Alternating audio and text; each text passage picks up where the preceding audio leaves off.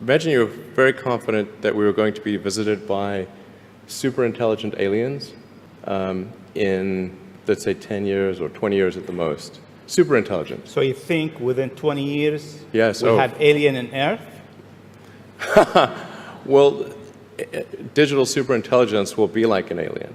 It will be like an alien. Yeah. But my question is, do you think there is other intelligent life outside the Earth?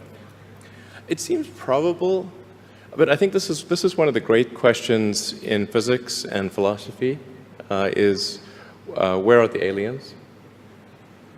Maybe they're among us, I don't know. Some people think I'm an alien. Not true. Not true. But maybe we are alien. Of course I'd say that, maybe wouldn't we I? are alien, Ellen. I mean, if you look at this part of the world, Yeah. they believe that human beings are not from Earth. They came from somewhere else. Eve Maybe. and Adam came from somewhere else to Earth.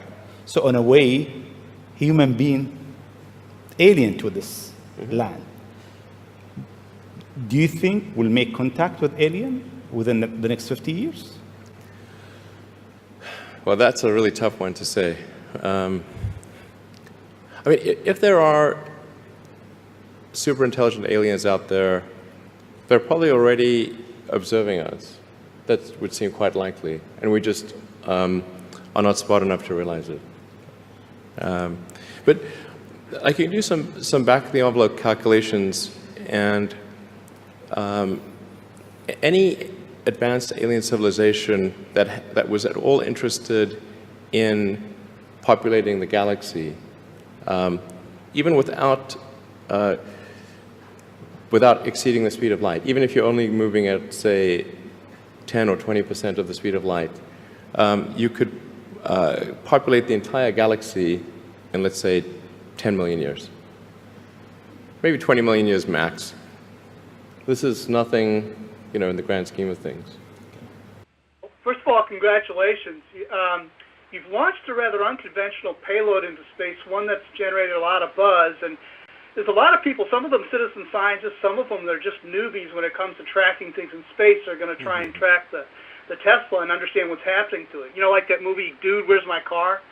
And other than the live webcam today, what is SpaceX going to do to interact with this community of Tesla trackers once the car leaves orbit? Do you have a plan, or are you just going to kind of wait and see what bubbles up on the internet and react to it? We don't have a plan. No plan. The battery is going to last about 12 hours from launch, roughly. And after that, it's just going to be out there in deep space for maybe millions or billions of years, who knows. Yeah, maybe discovered by some future alien race, thinking, what the heck, what were these guys doing? Did they worship this car? Why do they have a little car in the car? That'll really confuse them. So Elon, you are really quite unique, I feel, in being so interested in the long-term future of humanity. Well, I don't think I'm that unique. You have an institute. Clearly, you're interested in that too. Well, I'm quite the opposite. I'm curious, your interest in the far future of humanity, when did that begin? How did that start? Well, I think it was when my interest in the future of humanity is, I guess, as a function of reading a lot of sci-fi and philosophy as a kid, and then just sort of thinking about, okay, what's important to do? Like, why do anything? What's the meaning of life? And you know, I came to the conclusion that what we really need to do is make sure that life continues into the future, and particularly conscious life. And in doing so, we'll be better able to understand the nature of the universe and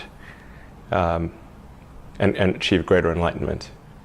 One thing I really admire about you is you don't just talk about the future of humanity, you actually start companies and do things about it. So what made you so audacious? Well, I don't really think of these things as all that audacious. they seem like natural things to do. You know, it's sort of more of a long-term optimization rather than a short-term one. Yeah, I just not that I think, you know, everyone should be doing these things, but someone needs to do them.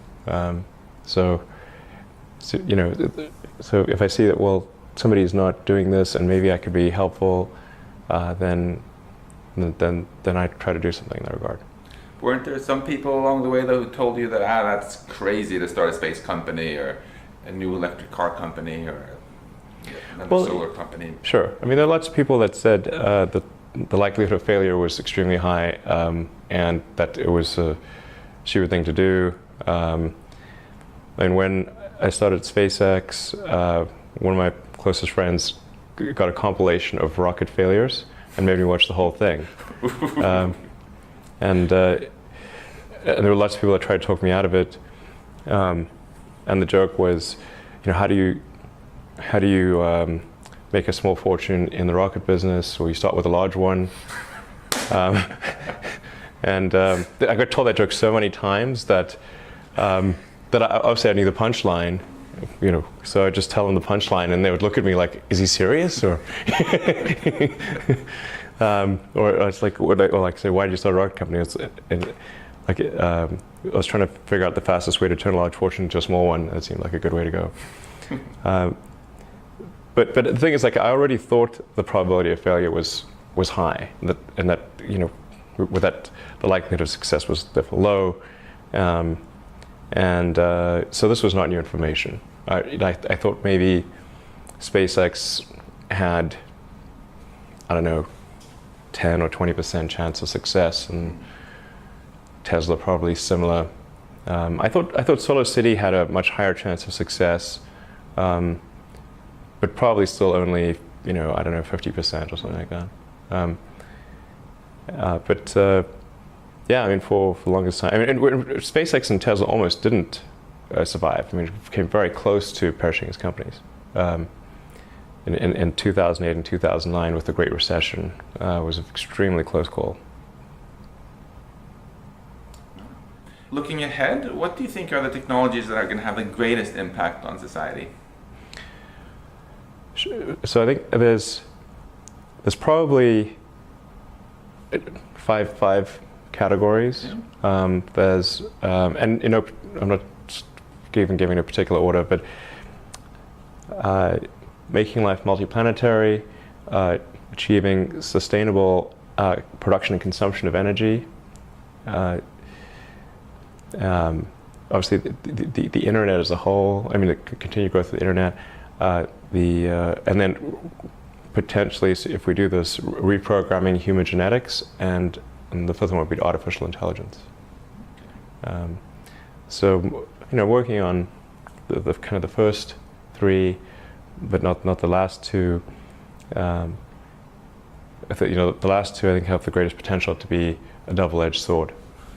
So when you call artificial intelligence a double-edged sword, can you talk a bit about the positive edge first? What do you see as the greatest benefits we can get from AI? Well, the greatest benefits from AI would probably be in eliminating drudgery. So, like in terms of or tasks that are mentally boring, not interesting. There's arguably breakthroughs in areas that are currently beyond human intelligence, or at least for now beyond human intelligence. I think we could probably solve them in the long term, such as you know, the classic sort of curing cancer and addressing diseases of aging, Alzheimer's, and all these things. So there's, you know, insert, you know, various like intractable problems to human intelligence, currently what seem to be intractable problems, and then if you had something that was way smarter, it could solve those problems. And turning to negative edge, right? Well, I think it's best to prepare for to try to prevent a negative circumstance from occurring than to wait for it to occur and then be reactive. So, and this is a case where the potential, the range of negative outcomes, some of them are quite severe. So it's not clear whether we'd be able to recover from some of these negative outcomes. In fact, some of the, certainly you can construct scenarios where recovery of human civilization does not occur. And when the risk is that severe, it seems like you should be proactive and not reactive. I'm really quite curious why you decided to make such a large donation, because 10 million is something that really enables a massive amount of research. I don't think 10 million is a large amount of money for this subject area. It should probably be higher. But the, you know, there should be probably some much larger amount of money applied to AI safety in multiple ways. Well, I want to thank you again so much for this. It's something we really, really appreciate and are eager to do great stuff with.